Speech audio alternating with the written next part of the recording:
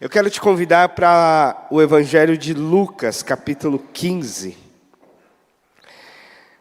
Eu já estive aqui em outra ocasião, já com o pastor Aracá aqui por aqui, e eu sempre lembro que o desafio se torna bem maior, porque o pastor Aracá que foi meu professor de pregação.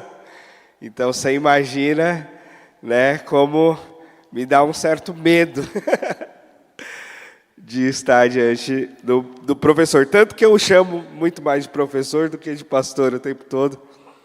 Mas é um privilégio ter sido seu aluno. Capítulo 15 de Lucas tem uma trilogia de parábolas. São 3 parábolas que dizem a mesma coisa com níveis de profundidade e personagens diferentes. Porque Jesus começa contando a parábola da ovelha perdida, depois ele conta a parábola da moeda perdida, e por fim ele conta a parábola do filho perdido. Eu sei que a parábola do filho perdido ficou mais popular no nosso meio como a parábola do filho pródigo, né? Mas a sequência faz mais sentido pensar na ovelha perdida, na moeda perdida e no filho perdido. E é olhar para o filho perdido que eu gostaria de olhar com você agora à noite. Capítulo 15 de Lucas, a partir do versículo 11. Jesus continuou, ou seja, em sua sequência de parábolas. Um homem tinha 2 filhos. O mais novo disse a seu pai: Pai, quero a minha parte da herança. Assim ele repartiu a sua propriedade entre eles. E não muito tempo depois, o filho mais novo reuniu tudo o que tinha e foi para uma região distante. E lá desperdiçou os seus bens vivendo irresponsavelmente. Depois de ter gasto tudo, houve uma grande fome em toda aquela região, e ele começou a passar necessidade. Por isso foi empregar-se com um dos cidadãos daquela região, que o mandou para o seu campo a fim de cuidar de porcos. E ele desejava encher o estômago com as vagens de alfarrobeira que os porcos comiam, mas ninguém lhe dava nada. Caindo em si, ele disse: Quantos empregados de meu pai têm comida de sobra, e eu aqui morrendo de fome? Eu me porei a caminho e voltarei para o meu pai. E lhe direi: Pai, pequei contra o céu e contra ti, não sou mais digno de ser chamado teu filho, trata-me como um dos teus empregados. A seguir, levantou-se e foi para o seu pai. Estando ainda ao longe, seu pai o viu, cheio de compaixão, correu para o seu filho, o abraçou e o beijou. O filho lhe disse: Pai, pequei contra o céu e contra ti, não sou digno de ser chamado teu filho. Mas o pai disse aos seus servos: Depressa, tragam a melhor roupa e vistam nele, coloquem um anel em seu dedo, calçados em seus pés, tragam um novilho gordo, matem-no. Vamos fazer uma festa e alegrar-nos, pois o meu filho estava morto e voltou à vida, estava perdido e foi achado. E começaram a festejar o seu regresso. Enquanto isso, o filho mais velho estava no campo, e quando se aproximou de casa, ouviu a música e a dança, e então chamou um dos seus servos e perguntou-lhe o que estava acontecendo. Então ele respondeu: Seu irmão voltou. O seu pai matou o novilho gordo, porque o recebeu de volta são e salvo. O filho mais velho encheu-se de ira e não quis entrar. Então seu pai saiu e insistiu com ele, mas ele respondeu ao seu pai: Olha, todos esses anos tenho trabalhado como um escravo a teu serviço. Nunca desobedeci às tuas ordens, mas nunca me deste um cabrito para festejar com os meus amigos. Mas quando volta esse teu filho que esbanjou os teus bens com as prostitutas, matas o novilho gordo para ele. E o pai disse: meu filho, você está sempre comigo, tudo o que tenho é seu. Mas nós tínhamos que celebrar a volta deste teu irmão e alegrar-nos, porque ele estava morto e voltou à vida. Ele estava perdido e foi achado. Você pode orar comigo mais uma vez? Pai bendito, nós estamos confiantes que o teu Santo Espírito está a falar conosco. E eu peço mais uma vez que eu seja um instrumento do Senhor, no nome santo de Jesus. Amém. Essa parábola, ela conta a história do Evangelho. A Bíblia tem essa beleza, né? Diante de toda a complexidade da Bíblia, são 66 livros, Antigo Testamento, Novo Testamento, tantos autores, tantas variedades literárias e tal, mas há porções da Bíblia que parece que dão conta do todo. Há porções da Bíblia que parecem que, se a gente entendê-las, a gente vai dar conta de entender todo o resto. E a parábola do filho pródigo é uma dessas porções, que quando você compreende ela, você pode compreender toda, ou quase toda, ou ao menos o cerne da mensagem divina. E o cerne da mensagem divina nessa bela parábola de Jesus, bem conhecida no mundo todo, gerou um quadro bonito, uma pintura maravilhosa, famosa do holandês Rembrandt. Gerou uma obra de arte musicada do pastor aqui de São Paulo, de São Bernardo, Gerson Borges, que tem uma série de músicas só sobre a parábola do filho pródigo. Tem um livro muito interessante do Henry Nouwen, A Volta do Filho Pródigo. Então é uma parábola muito inspiradora. E nesse texto, que você sabe bem, e eu fiz questão de ler novamente, há uma família um pouco fora do padrão que a gente tem como ideal, né? Mas é isso. Há um ideal familiar e há as realidades e as contingências variadas. E nessa família, é uma família de um pai e 2 filhos. E nessa família desses 3 homens, esse filho mais velho decide dar rumo à sua própria vida de forma independente. Então ele pede a herança. Nós sabemos bem que a herança é um direito dos filhos diante da morte dos pais, não diante da vida deles. Mas ainda assim, ele pede. E ainda assim, esse pai, talvez por generosidade mesmo, dá. Ele diz: tudo bem. Você não tem direito a isso. Você teria direito quando eu morresse. Mas eu vou dar. Tudo bem. Dividir os bens entre os filhos. E logo em seguida, o filho mais novo pega esse dinheiro, que provavelmente pouco ele trabalhou para construir, afinal era dinheiro de seu pai, e sai para curtir a vida. O texto bíblico vai dizer que ele vai viver de forma irresponsável, ele vai desperdiçar esses recursos. O irmão mais velho depois vai dizer que ele gastou com as prostitutas, mas isso é o irmão mais velho depois. O texto bíblico antes diz que ele viveu irresponsavelmente e desperdiçou essa grana.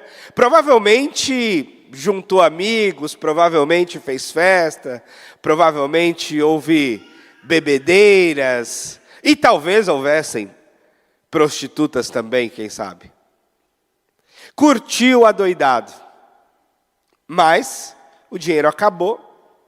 Possivelmente os amigos interessados no dinheiro se foram. E ele ficou sozinho e sem dinheiro. E aí ele arruma um emprego muito desprezível, especialmente para um judeu, que é cuidar de porcos. um animal tido como sujo, impuro, e ele vai ser o cuidador desses porcos. E vai ser um péssimo emprego, porque além de ter de cuidar dos porcos, que já não é uma coisa fácil, ele vai continuar a passar fome. Então parece que esse emprego não surtia um bom salário para ele. Porque ele era trabalhador e ainda assim passava fome. Desejava comer aquela lavagem dos porcos. Desejava comer a comida dos porcos. Tal era a sua fome. Meus irmãos, a história desse primeiro filho é a história de todos nós. Porque em algum momento da vida, em alguma decisão, em alguma circunstância, a gente diz para o nosso pai: pai, fica aí onde o senhor está e deixa que eu tomo conta da minha vida. Não tem?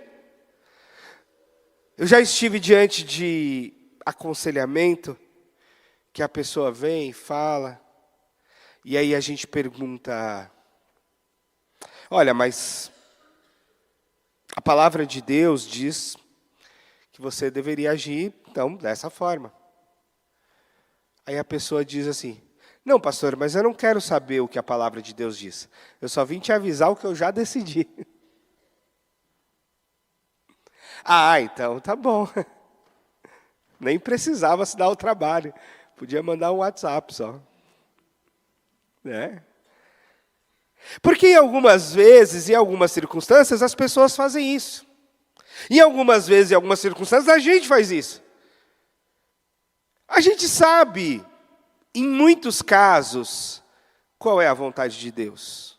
A gente que tem um mínimo de noção a respeito da Escritura, que tem uma vivência numa comunidade de fé, numa igreja, que frequentou um pouquinho ali de escola bíblica dominical, em geral, nós temos consciência a respeito da vontade de Deus. Nós que nos convertemos, que recebemos o Espírito Santo, ora, temos o Espírito Santo dentro de nós, nos comunicando a vontade de Deus. Só que há alguns momentos em que a gente deixa a Escritura, deixa o aconselhamento, deixa o próprio Espírito de lado e diz: dá aqui minha herança e deixa eu fazer do meu jeito. Porque a herança que nós temos de Deus é a própria vida. A vida é um dom de Deus. E a nossa atitude pecaminosa é quando a gente diz para Deus: Deus, o Senhor me deu a vida, mas agora deixa eu fazer com ela o que eu bem quero. É assim que a gente faz. Deus nos deu a vida e agora a gente resolve viver como a gente bem quer. E aí a gente vai tomando as nossas atitudes equivocadas e irresponsáveis, que nos coloca distante do Pai, que nos coloca distante dos irmãos. A realidade é que, às vezes, a gente volta logo dessas nossas aventuras erradas. E quando a gente volta logo, o estrago pode ser menor, graças a Deus. Porque às vezes a gente toma uma atitude errada de manhã e consegue voltar para a casa do Pai à noite. Glória a Deus, foram poucas horas no chiqueiro com os porcos. Mas às vezes demora. E se demorar, será mais tempo na lama, será mais tempo com os porcos. E aí as consequências dessa demora e dessa vida irresponsável podem se tornar muito graves. Uma das consequências mais graves que eu me deparei no pastoreio e no aconselhamento como jovem foi quando um jovem, eu com talvez 30 anos, um jovem mais jovem que eu, então 20 e poucos anos, talvez 20, 20 e poucos anos, me entregou um envelope com um exame de sangue. E ele falou, pode ver. Já estava aberto, eu abri novamente e olhei, e o exame estava HIV positivo. Ele falou, essa é a minha doença. Foi um tipo de vida, escolhas, que levou aquela pessoa a contrair HIV positivo. A gente sabe bem. E naquele caso foi, como na maioria dos casos, relações sexuais, sem preservativo, e etc. Aí eu me deparei com uma consequência muito grave. E uma consequência que este jovem, que graças a Deus continua vivo, mas vai ter que lidar para o resto da sua vida. Graças a Deus, com tecnologia, com medicamentos, com tratamentos possíveis, dá para lidar melhor do que no passado. Mas ele vai ter que lidar com isso o resto da vida. É por isso que o risco da gente sair da casa do Pai, da gente tomar essa atitude assim, da nossa cabeça para viver do nosso jeito, pode ser muito perigosa. Porque às vezes, realmente pode ter uma consequência ali que a gente logo contorna. Mas às vezes pode acontecer um negócio muito grave. Tem gente que rompe com a família, tem gente que rompe com o casamento, tem gente que rompe com os seus filhos, tem gente que deixa de tantas coisas boas da vida e abençoadas por Deus se perdem no pecado dessa coisa de deixa Deus para lá e eu vou viver a minha vida aqui. Esse é o filho mais novo. Mas o filho mais novo somos todos nós, em uma medida maior ou menor, em consequências mais graves ou menos graves. O bom, e aí a mensagem do Evangelho é extraordinária para nós, é que a mensagem do Evangelho, uma vez que nós escutamos, faz a gente lembrar quem é nosso Pai. E aí nós temos a chance do arrependimento, do cair em si, e dizer, eu vou voltar para a casa do meu pai. Porque se eu voltar para a casa do meu pai, ainda que eu não seja recebido como filho, como empregado, já vou ter uma vida muito melhor. Porque meu pai, ele não é só bom pai, ele é bom patrão. Meu pai não cuida bem só da família, meu pai cuida bem também dos seus empregados.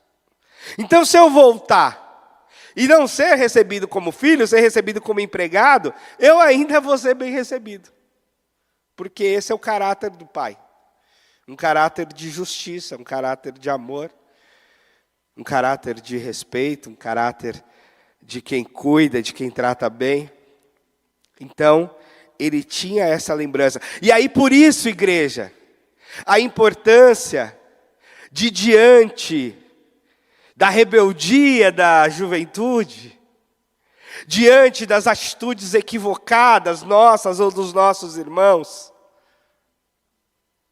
a gente ainda assim deixar uma porta entreaberta para que essa pessoa possa ter para onde voltar.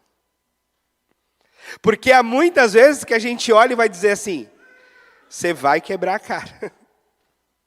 Mas tudo bem, você volta para casa. Meu filhinho tem 3 anos e meio. E é muito interessante observar, né, o desenvolvimento de uma criança.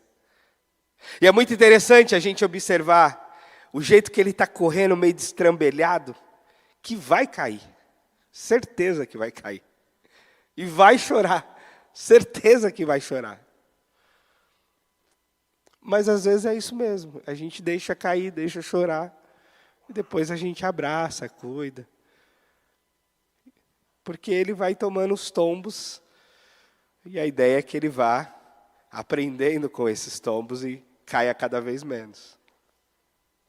Então, deixar a porta entreaberta para que esse, ainda que irresponsável, volte, é uma atitude de misericórdia, que a gente precisa ter o tempo todo uns para com os outros.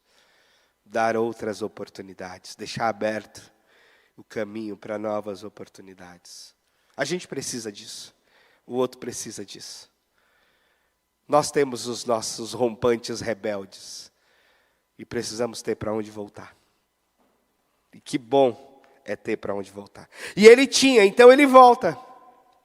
E realmente esse pai mostra toda a sua graça e misericórdia. Porque ele volta, e o pai não só o recebe para ser empregado, como era a expectativa dele, mas o recebe de volta como filho. O pai o abraça ainda no caminho, não espera nem ele chegar dentro de casa.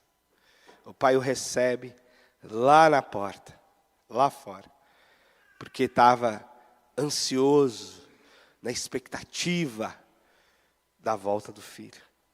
Que bom, né? Que bom que nós temos um pai que aguarda a nossa volta. Que bom que hoje, por exemplo, recebemos e batizamos pessoas lá na Igreja Batista 21. Porque quando a gente se converte, quando a gente se batiza, a gente está fazendo esse caminho de volta. A gente está se voltando para a casa do Pai. A gente está voltando para o lugar de onde a gente nunca deveria ter saído. Mas a nossa natureza pecaminosa nos pôs para fora, desde lá do Éden. E o Evangelho é ouvir a chamada de Deus para fazer o caminho de volta. Mas aí tem alguns impedimentos nessa volta. E há uma crise agora relacional nessa volta, porque o filho mais velho se irrita profundamente com a volta do filho mais novo. Porque o filho mais velho é assim, como assim o Senhor vai receber esse irresponsável de volta? Como assim o Senhor vai receber esse sujeito que gastou o dinheiro do Senhor com prostitutas? Como assim o Senhor vai receber esse pecador, esse tipo de gente novamente dentro de casa? E dá festa ainda, e dá-lhe uma roupa nova, e dá-lhe um anel, e dá-lhe sandálias, e dá-lhe um grande novilho gordo, um churrasco maravilhoso. Essa história me lembra muito a história do Jonas, que tem lá que profetizar contra Nínive, né? E ele não quer, tem aquela confusão, vai parar dentro da barriga do grande peixe. Acaba que ele prega em Nínive. E aí o povo de Nínive se arrepende, pede perdão a Deus, faz jejum. Deus perdoa. E o Jonas fica profundamente irritado. É muito interessante essa história, né? Porque é o pregador que se irrita porque a mensagem deu certo. Ele prega, as pessoas se convertem e ele fica irritado com a conversão das pessoas. E aí ele briga com Deus. Ele fala, eu sabia que o Senhor era misericordioso. Por isso que eu não queria vir. Eu sabia que o Senhor ia acabar poupando a vida dessas pessoas. E eu não queria que o Senhor poupasse. Eu queria que o Senhor matasse todas elas. E o Senhor teve misericórdia delas. Eu queria que o Senhor destruísse todo mundo. E o Senhor fez todo mundo se converter. Olha só, que coisa. É esse o filho mais velho. O filho mais velho, ele quer a morte do irresponsável. Ele quer que esse irmão não volte nunca mais. Que morra para lá. Não quis ir embora? Então vai. Não aprontou? Então não volta mais aqui. Decidiu se rebelar? Então não passe nem aqui na nossa porta, por favor. Vai para lá. Esse é o desejo e o risco do coração endurecido do filho mais velho. Esse é o risco do coração endurecido da pessoa religiosa, que acredita que está na casa do Pai por méritos próprios, e não porque o Pai o gerou e cuidou dele ali sempre. Ele acredita que ele tem méritos de estar ali. Só que quando nós temos méritos, nós desmerecemos a graça de Deus. Porque a graça de Deus é justamente o favor imerecido de Deus. Então nós não podemos confiar nos nossos méritos, nós temos de confiar na graça de Deus que nos salva. E se a gente começar a confiar nos nossos méritos, nós nos tornaremos religiosos a ponto de fechar a porta para quem nós julgarmos menos merecedores que nós. Para quem nós entendermos que tem menos mérito que a gente diz, eu tenho méritos de estar aqui, você não tem. Ponha-se para fora. Eu construí isso aqui. Está vendo essa igreja? Eu construí. Há empenho, há dinheiro, há trabalho, há ofertas, há campanhas, há dedicação, há cultos, há eventos, há presença, há tudo aqui.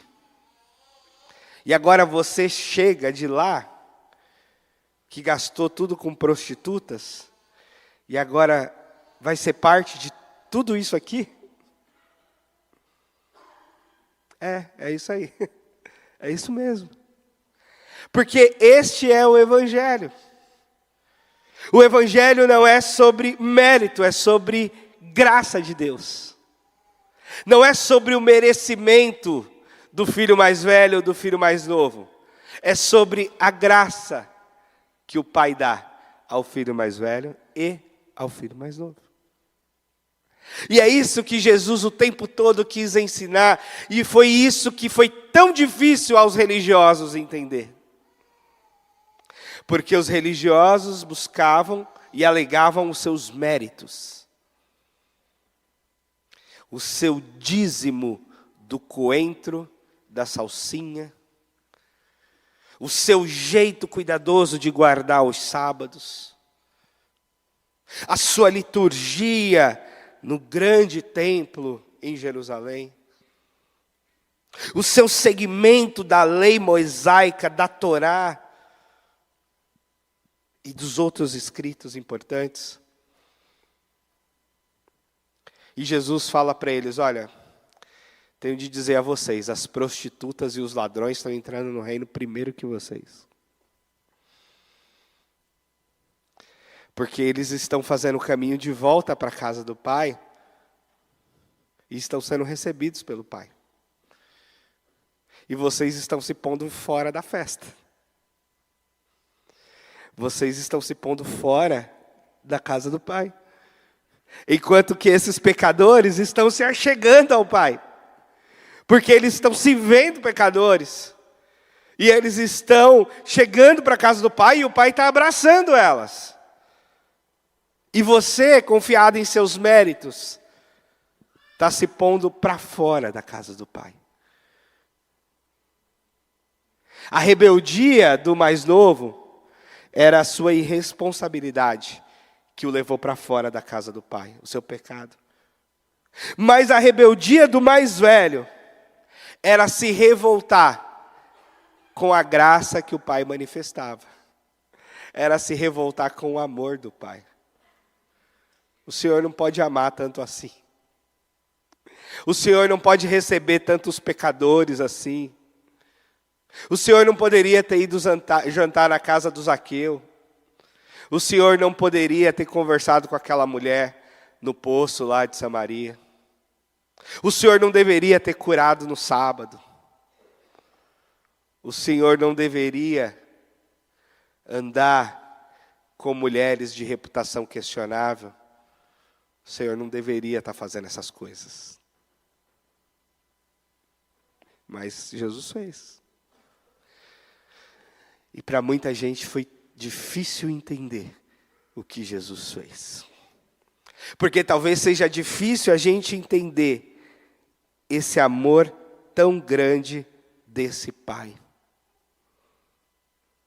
Que não está com uma cadernetinha anotando os nossos méritos e os nossos débitos. Deus não está com uma caderneta fazendo anotações do quanto você é bonzinho e do quanto você é mauzinho. E depois ele faz uma soma e vê se você foi mais bonzinho ou mais mauzinho. Para saber se você tem mérito de entrar no céu. Para saber se você vai ter o mérito de ganhar a salvação. Não. A graça de Deus diz que Deus acaba com a escrita de dívida que nós temos. E agora nós nos achegamos a Deus a partir dos méritos de Cristo na cruz. E aí é os méritos de Cristo que nos confere salvação. É os méritos de Cristo que nos confere acesso à casa do Pai. São os méritos de Cristo que nos põe para dentro da casa do Pai. E quem somos nós para colocar alguém para fora, se Deus está chamando para dentro? Quem somos nós para brigar com o Pai e dizer, não receba esse pecador aí não, porque ele não merece. Não receba aquela pecadora ali não, ela não merece. Não deixe que ela entre, não deixe que ela faça parte. Não deixe que ela desfrute dessa festa, dessa comunhão, desse churrasco, porque ela não merece. Mas o Pai diz, e você merece? Ninguém merece. Ninguém merece. É por isso que nós precisamos da cruz, é por isso que nós precisamos da graça. É por isso que Jesus encarnou, é por isso que Jesus veio ao mundo. Porque ninguém merecia. Porque Deus olhou do céu e não viu um justo sequer. E é por isso que essa parábola conta o Evangelho. Porque fala de um Pai amoroso que quer a gente perto dele, a despeito de nossa rebeldia, a despeito de nossos equívocos. Os nossos equívocos e as nossas rebeldias cobrarão as consequências e teremos de lidar com elas. Mas o nosso Pai nos quer perto dele, sem comer lavagem de porco. Comeram um churrasco do novilho cevado. Comendo bem, celebrando a vida, se alegrando. E não comendo lavagem de porcos. Quanto mais rebelde fomos, mais lavagem de porcos comeremos. Isso será muito triste para nós, para a nossa família, para o nosso Pai. Mas à medida que a gente faz o caminho de volta, a gente vai encontrar com um Pai feliz, alegre, contente, querendo receber a gente de volta, querendo nos abraçar, querendo festejar o nosso arrependimento. E nós que estamos na casa, não temos de ser esse filho mais velho, temos de nos unir ao Pai. E se o Pai está recebendo, vamos receber junto. E se o Pai está dando uma festa, vamos festejar junto. Porque a graça de Deus alcançou esse perdido. E ele voltou. E a gente vai celebrar junto do Pai o arrependimento, a salvação, a libertação, a cura, a volta. E aí, irmãos, a igreja como essa agência do reino de Deus, essa casa do Pai, tem de estar de portas abertas para receber os pecadores. E a gente tem de fazer festa quando eles se achegam. A gente tem de celebrar. Dizer que bom que você voltou. Que bom que você veio. Que bom que você está aqui. Você veio para a casa do Pai. São muitas crises, são muitos problemas. São muitas sujeiras dos porcos, dos chiqueiros aí do mundo. Mas toma um banho. Coloca outra roupa.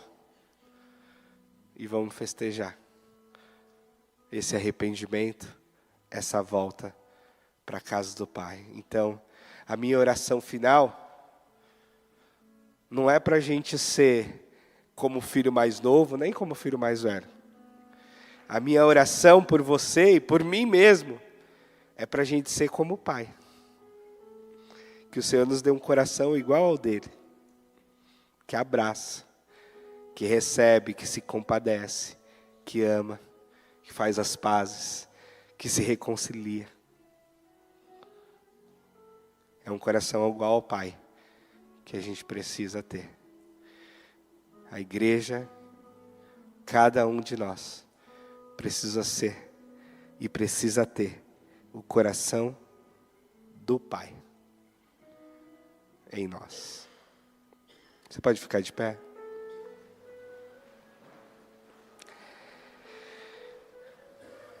Obrigado, Pai amado. Obrigado por nos dar a Tua palavra, por nos dar o Teu Espírito Santo e nos dar o Teu Filho, que morreu e nos salvou. E, Senhor, que o nosso coração seja igual ao Teu. Que o nosso coração seja o coração do Pai. Que hoje o Senhor nos tire de caminhos rebeldes. Que de fato a nossa vida esteja entregue nas Tuas mãos, sob Teus cuidados. Que a gente viva sob Tua orientação, Senhor. Para que a gente não caia em chiqueiros. Que a gente viva debaixo da Tua voz. E que a gente tenha um coração que acolha todos os pecadores. E quando nós pecarmos, e quando nós cairmos, e quando nós nos rebelarmos, que rapidamente, Senhor, o Senhor nos traga de volta. Que rapidamente o Espírito Santo do Senhor nos alerte. Que rapidamente a gente volte para onde nunca deveria ter saído. Que é o centro da vontade do Senhor para a nossa vida. No nome santo de Jesus. Amém.